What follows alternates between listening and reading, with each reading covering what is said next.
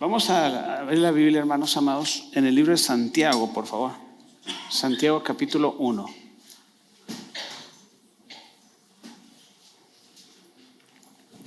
¿Sabían ustedes que Santiago es uno de mis libros preferidos también?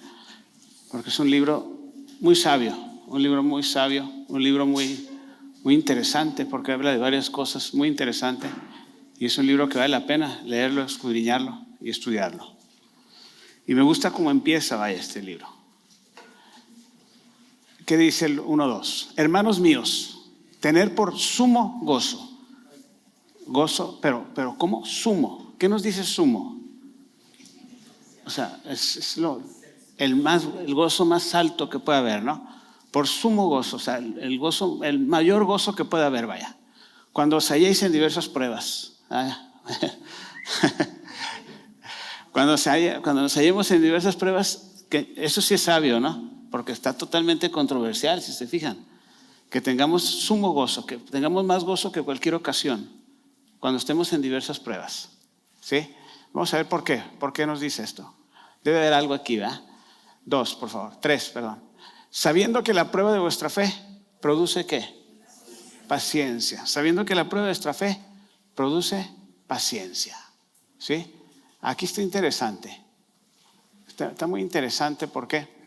Porque es una escritura que nos enseña, hermanos. Nos enseña mucho porque es una palabra que es aparentemente controversial, sí lo es. Porque ¿a quién le gusta estar en pruebas? A ver, ¿a quién le gusta estar en pruebas, hermanos? A nadie, ¿verdad? Son duras, son difíciles las pruebas, las luchas, las situaciones en las que nos encontremos. Son difíciles, ¿sí? Pero ¿qué dice el 4? Vamos a leer el 4, vaya. Mas tenga la paciencia su obra ¿qué? Completa. Mas tenga la paciencia su obra completa, para que seáis ¿qué?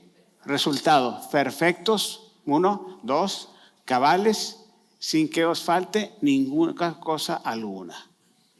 Ahora sí que hay un resultado de la prueba de nuestra fe. Tener por sumo gozo porque produce paciencia. La prueba de nuestra fe produce paciencia, eso dice la Escritura. Y la paciencia tenga su obra completa. ¿Por qué? Porque la paciencia viene a completar la obra en nosotros. ¿Y nos hace qué? Perfectos, cabales, o sea, completos, y que no falte ninguna cosa alguna. Entonces, ¿cuál es la principal, la mejor forma o la única forma de realmente agradar a Dios? ¿Por medio de qué? De la fe. Porque sin ella, sin fe, es imposible agradar a Dios. Entonces, pero con la fe es posible agradar a Dios. Y Dios se agrada con la fe. Cuando le crees a Dios, Dios se siente honrado. Dios se siente contento, feliz. Y ¿sabes qué? Me siento bien.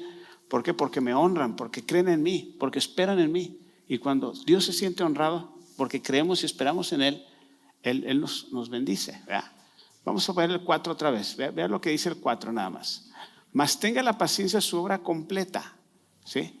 Porque para que seáis ¿qué? Perfectos y cabales sin que os falte cosa alguna. ¿Sí? Vamos a tener sumo gozo. ¿Por qué? Porque cuando trabajamos en la fe, hermanos, y la fe se trabaja por medio de ¿qué? ¿Por medio de manifestaciones de Dios? ¿Por medio de la danza en el espíritu o gritar o saltar? No. La fe funciona. ¿Y cómo surge la fe? Obviamente cuando creemos, pero cuando tenemos diversas pruebas, la fe se manifiesta. Ahí es donde realmente se prueba tu fe. Ahí es donde realmente somos probados. ¿Y sabes qué? Las situaciones, las pruebas, las diversas pruebas, ¿qué van a pasar? Dios quiere producir fe en nosotros. ¿Sí? Pero para tener fe tienes que tener paciencia también. Y una fe sin paciencia, entonces creo que le falta un ingrediente importante. ¿Por qué? Porque la paciencia te hace soportar la prueba. ¿O no es así? La paciencia te va a hacer soportar, te va a hacer aguantar, te va a animar a que sigas adelante. La paciencia te va a decir, tranquilo, todo está bien, ya viene la respuesta de Dios. La paciencia, hermanos, te va a decir, ¿sabes qué? No te quejes, no reniegues contra Dios. No digas cosas de las que te vas a arrepentir después. A veces hemos dicho cosas de las que nos arrepentimos después cuando estamos en pruebas. ¿Sí? Entonces, esa es la prueba de nuestra fe. ¿Alguna vez hemos oído o escuchado o hablado, dicho, Siempre lo mismo. ¿Por qué a mí me pasa eso siempre? ¿Sí? ¿Por qué a mí? ¿Por qué a mí? ¿Por qué no al hermano, a fulano, a mangano? ¿Qué sé? ¿Por qué a mí siempre me pasa eso? ¿Por qué? Porque no has superado la prueba, hermano. Tan sencillo como eso. Por eso siempre. Mira, una vez estábamos en La Habana, Cuba, y fuimos a una iglesia que estábamos apoyando. Y el pastor prepara a predicar y dice, les voy a predicar el mismo mensaje que prediqué, que ya he predicado 2 veces, en los 2 cultos anteriores había predicado el mismo mensaje. Y les voy a decir por qué, dice, porque aún no lo han entendido, dice. Ok, me quedé así, bueno, interesante, ¿no? Entonces, ¿qué es lo que pasa cuando aún no entendemos el propósito de una prueba? Pues no pasamos. ¿Y qué pasa cuando no pasas un examen, hermanos? ¿Te vas a hacer qué? Extraordinario. Y después del extraordinario, ¿qué pasa? Si no lo pasas el extraordinario, a ver vuelves a hacer el curso, ¿no? Hay que volver a hacer el curso. ¿Hasta qué? Hasta que lo pases. Entonces, así es como funciona. Porque no pasas el examen ordinario, el extraordinario no lo pasas tampoco, pues vuélvete a hacer el curso porque no entendiste nada. Estamos entendiendo, hermanos. Entonces, esto es lo que pasa. Dios quiere que nosotros podamos entender el porqué de las pruebas. El porqué de las pruebas. ¿Por qué? Porque las pruebas van a ¿qué? Cuando superas una prueba, hermanos, vas a ser primeramente una persona confiable. ¿Ustedes creen eso? Necesitamos ser probados y aprobados por Dios. Para ser probados hay que ser aprobados también. Y hay que ser aprobados. Para eso tenemos que pasar una prueba, una aflicción, una situación, una adversidad. ¿Por qué? Porque Dios siempre va a querer algo. Mira, para que me entiendas mejor, la prueba es la que te va a dar acceso a lo que sigue. ¿Y qué sigue? Cada quien tiene un seguimiento diferente, cada quien tiene una vida diferente, cada quien tiene pruebas diferentes. Tal vez para algo que es una prueba muy difícil para usted, para mí no lo es. Para lo que es difícil para mí, tal vez para usted no lo sea difícil. Todos somos diferentes y tenemos un propósito diferente. Pero la realidad es que todos tenemos pruebas y aflicciones y luchas, porque es necesario, escucha bien, Hechos capítulo 14, 22, es necesario que a través de muchas tribulaciones entremos ¿dónde? En el reino de Dios. ¿Por qué? En el mundo tendrás que 16:33 de Juan, aflicción, pero no temas, porque dice Jesús, yo he vencido al mundo. Y si yo lo vencí, tú lo vas a vencer también. El mundo está diseñado ¿para qué? Para afligirte, para afectarte, para alejarte de Dios, para quitarte el gozo, la paz, la salvación. Vaya, el mundo está diseñado para hacerte renegar de Dios. Vaya. Y a veces sí renegamos de Dios. Pero lo que no sabemos es que dice la Escritura que tengamos por sumo gozo. O sea, casi nos dice brinca y salta de alegría, ¿no? Cuando tengas problemas. ¿O no dice eso? Digo, parafraseándolo, ¿no? Casi te dice eso. ¿Y usted hace eso cuando tiene pruebas? ¿Quién salta y brinca de alegría cuando hay problemas, cuando hay situaciones, cuando hay adversidades? Nadie, no creo que nadie, ¿verdad? Pero sí nos gozamos, sí le pasamos, sí decimos, ¿sabes qué, Señor? Pues está bien. O sea, si tú quieres esto, pues yo aguanto la vara. Y la vara llega. Y cuando llega. ¿Sí? La fe, hermanos, siempre va a traer un aumento en tu vida y te va a acercar a Dios. La fe. Pero la fe se va a producir cuando veas la gloria de Dios y veas el poder de Dios en tu vida, en tu persona. Y esa fe te va a llevar a otro nivel espiritual. Te va a llevar a otro nivel espiritual en el cual tú no conocías. ¿Por qué? Porque así es como funciona la fe. La fe tiene que aumentar y entre más aumente, más vas a agradar a Dios. Y entre más aumente, vas a tener más paciencia. Y cuando tengas más paciencia, vas a estar más completo. Vas a estar más completo, vas a estar más fuerte, vas a ser más fuerte en todos los aspectos. ¿Por qué? Porque esto produce la fe. La fe produce que la prueba de tu fe produce que paciencia. ¿Y la paciencia qué hace? Mira, vamos a Romanos capítulo 5, verso 3, perdón. Ve lo que dice Romanos 5, 3. Está interesante este texto. Y no solo esto, sino que también nos gloriamos en las tribulaciones, sabiendo que la tribulación produce ¿qué? paciencia. La tribulación produce paciencia. ¿Y qué pasa? ¿Y qué más? ¿Qué dice? Y la paciencia prueba. O sea, dame paciencia, Señor. ¿Cuánto hemos gritado? Con este hombre, con esta mujer, o qué sé yo. Dije hombre o mujer, ¿eh? No estoy aquí inclinado en ningún lado. Dame paciencia con esta persona. Ah, sí, bueno. Casi le está diciendo a Dios, ponme a prueba, Señor, para tener sumo gozo, para gozarme contigo. Mejor ni le digas nada, hermano. La paciencia prueba, y la prueba ¿qué? Esperanza. ¿Por qué? Porque en la prueba vas a tener esperanza. Mi Redentor vive y aún del polvo de la tierra me levantará. O sea, ese fue Job, ¿no? Entonces, ¿qué pasa, hermanos? Dios quiere que tengamos paciencia. Tengamos paciencia, porque sin paciencia no lo vamos a hacer. Necesitamos estar fortalecidos en la fe, en la paciencia, pero Dios quiere trabajar en nuestra fe también. Entonces, esto es algo muy interesante, hermanos. ¿Por qué? Porque la paciencia siempre te va a traer buenos resultados. Te va a hacer más entendido, te va a hacer más fuerte. Pero hay dos cosas que nos prueba Dios. Dos cosas interesantes. ¿Qué dice Salmo capítulo 7, versículo 9, por favor? Salmo 7, 9. Lo tenemos. Es más bien la segunda parte del texto. Fenezca ahora la maldad de los ricos, pero la parte B. Porque el Dios justo prueba ¿qué? La mente y ¿qué? Y el corazón. El Dios justo prueba la mente y el corazón. ¿Será que Dios prueba tus pensamientos? ¿Tu mente, tus pensamientos? Y también prueba a la misma vez ¿qué? Tu corazón. ¿Por qué? Porque Él ve el pensamiento que traes y ve lo que tu corazón está pensando al respecto de ese pensamiento. Va a ver qué hay realmente en ti. Va a ver cuál es verdaderamente, no solo tu pensamiento, sino la intención de tu pensamiento. Entonces eso cambia las cosas. Porque el Dios justo ¿qué? Prueba la mente y el corazón. El Dios justo prueba la mente y el corazón.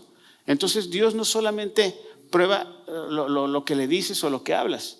Dios hablas algo y Dios viene a ¿qué? A probar y a comprobar que eso que sacaste salió de ¿dónde? No solo de tu mente, sino salió de ¿dónde? De tu corazón también. Porque de la mente pueden salir muchas palabras, pueden salir muchas promesas, pueden salir muchos ruegos, pueden salir lágrimas, pueden salir todo lo que usted quiera, ¿verdad? Pero realmente, ¿quién es el que está mandando ahí? El corazón. Porque de la llenura del corazón, de la abundancia del corazón, habla la boca. Entonces necesitamos estar ¿qué? Entendidos que Dios no escucha tanto a la boca. Claro, hay que adorarle, hay que alabarle, hay que buscarle, pero Dios escucha ¿dónde? El corazón. Dios escucha el corazón y su intención también. Entonces, ¿estamos entendiendo? Dios sabe realmente lo que tú vas a hacer o lo que tú estás diciendo, porque Él lo comprueba. Cada palabra que sale de tu boca con lo que sale de acá adentro, del corazón.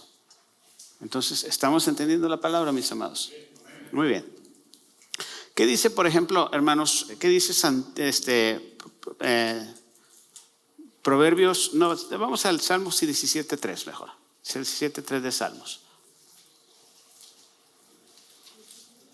Dios quiere que estés completo, hermano. Completo y cabal totalmente. Tú has probado mi corazón y me has visitado de noche, dice el salmista. Me has puesto a prueba y nada inicuo hallaste. He resuelto que mi boca no haga ¿qué? Transgresión. ¿Sí? He resuelto. ¿Por qué? Pruebas mi corazón, lo has provocado, me has visitado de noche, has probado mi corazón y también has probado mi boca. Y te has dado cuenta que nada inicuo sale de ¿dónde? De mi boca, porque no está ¿dónde? En mi corazón, porque mi corazón no tiene esos pensamientos. Entonces Dios ve el corazón del hombre y lo prueba también. ¿Qué dice, por ejemplo, el Proverbio capítulo 17, verso 3, por favor? 17:3 de Proverbios.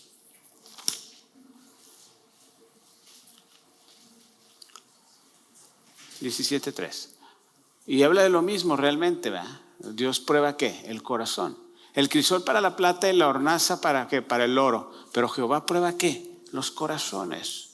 Dios te va a poner en la báscula, hermanos. Dios saca su báscula y su balanza y te pone ahí.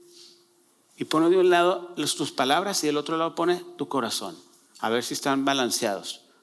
Porque hay gente que habla de la boca, pero del corazón está desconectado totalmente, hermanos.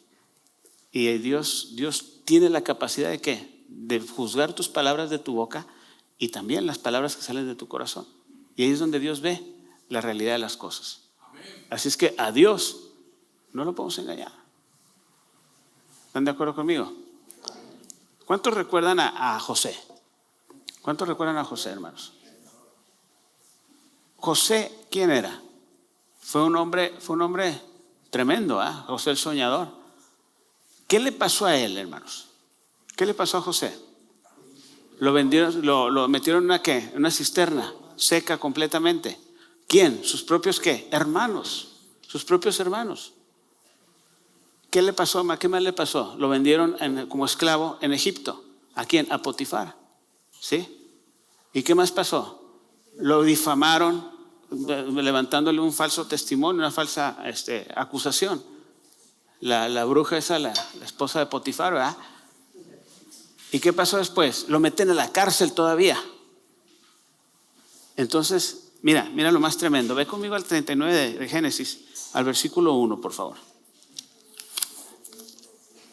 39, Génesis capítulo 39, verso 1. Llevado pues José a Egipto, Potifar, oficial de Faraón, capitán de la guardia, varón egipcio, lo compró a los ismaelitas que lo habían llevado allá. Porque sus hermanos que lo vendieron a los ismaelitas. ¿Sí? ¿Pero qué dice el 2, por favor? Dice, mas Jehová estaba con José.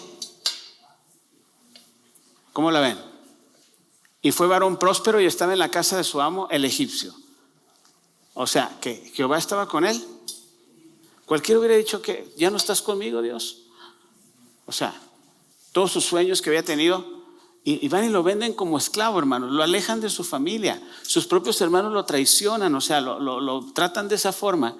Pero Jehová estaba con él. ¿Y cómo está eso? Cualquiera dijera, pero ¿por qué hiciste eso, Dios? ¿Por qué lo permitiste?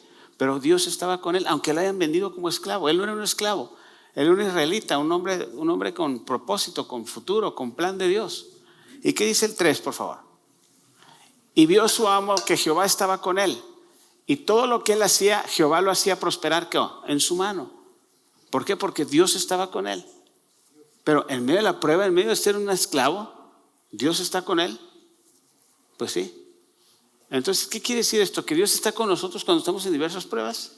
Sí. 4, por favor. Vamos a leer el 4.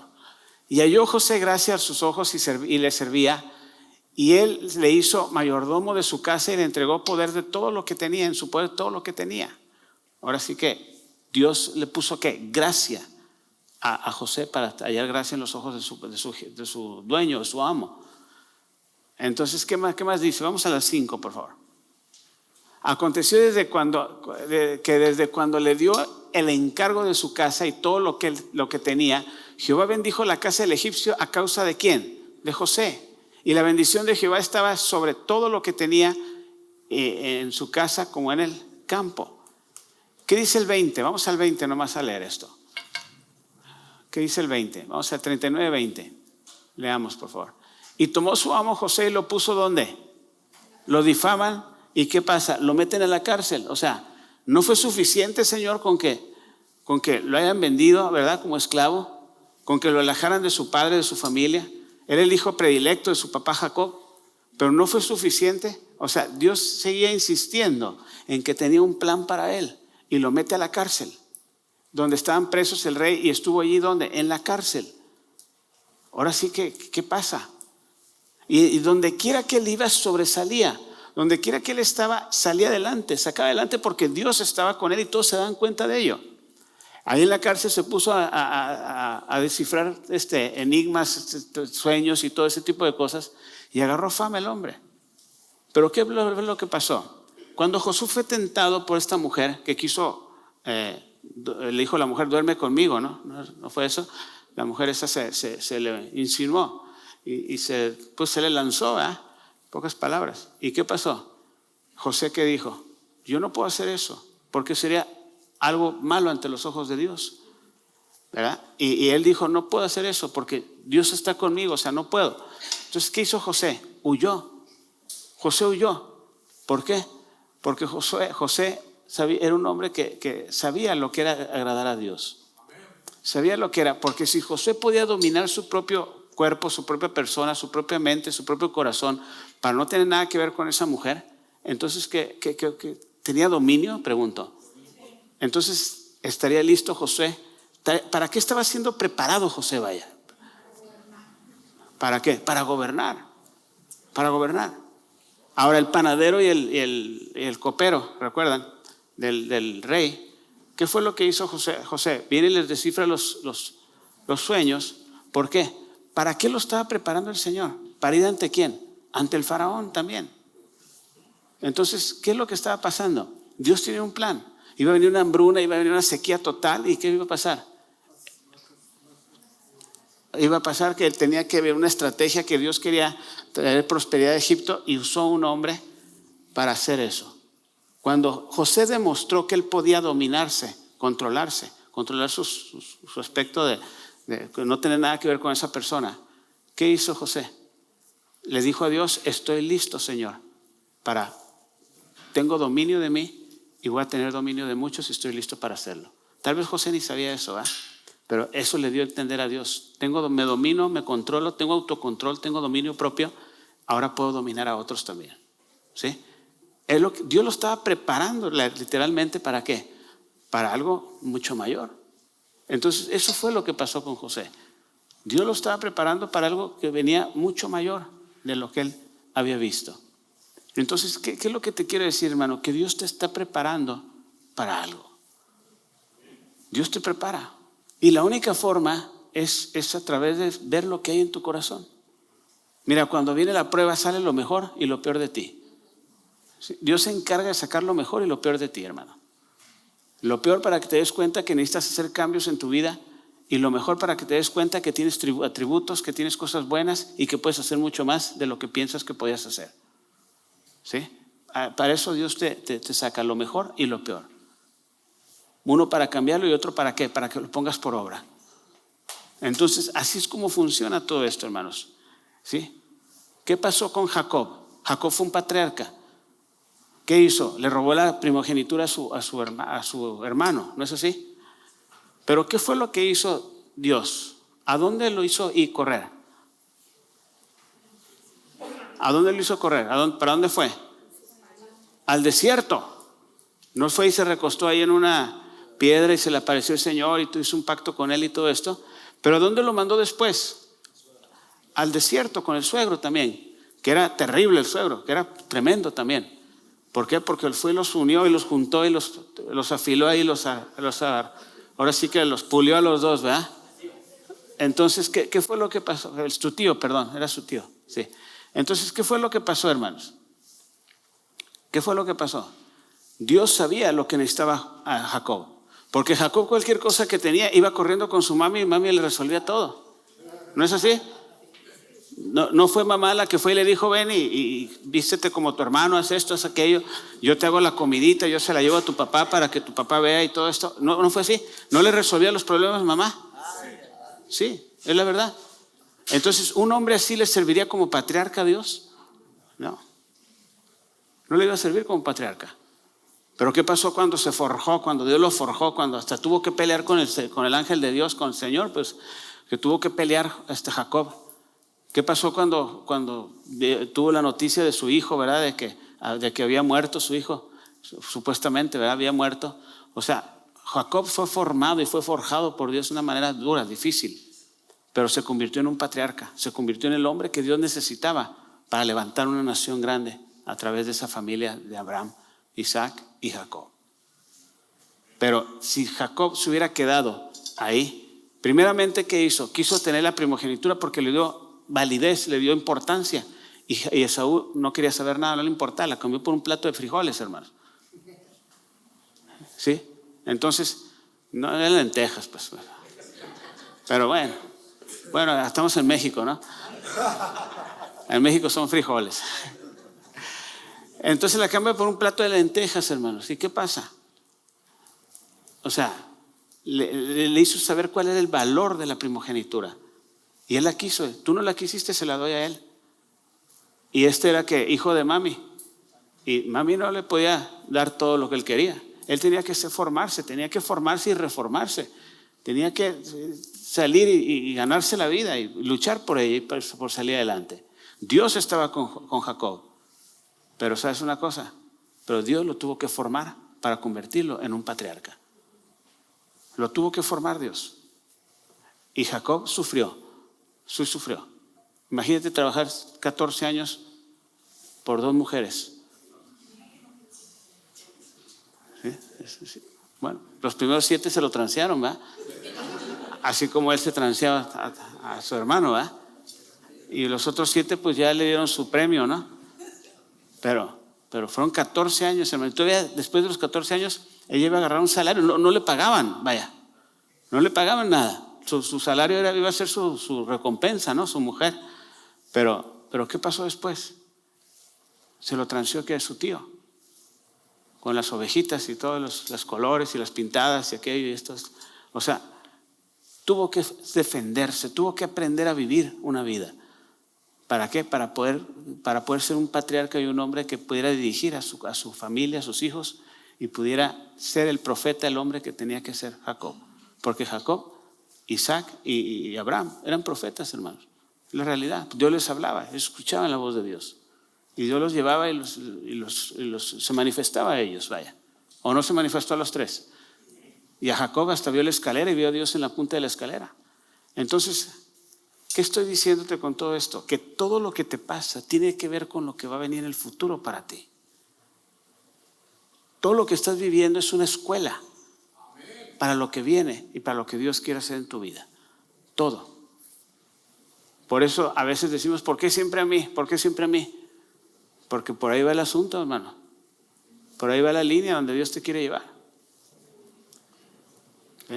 O donde de plano no lo has superado. Pero una prueba superada, hermanos, te va a traer ¿qué? Vas a ser confiable, vas a ser cabal, vas a ser completo. No te va a hacer falta nada. ¿Por qué? Porque este cuate está aprobado y está bien aprobado y punto, se acabó. Este amigo, o sea, dice Dios, yo lo he probado, me ha sido fiel bajo las circunstancias más extremas, más difíciles. Y esas personas son las que Dios usa y las que Dios levanta y las que Dios puede confiar. Así de sencillo. Dios quiere confiar en nosotros. Dios quiere que seamos gente confiable. Eso es lo que Él quiere de nosotros. Para poder ¿qué? Darnos y seguir al siguiente paso o la siguiente etapa.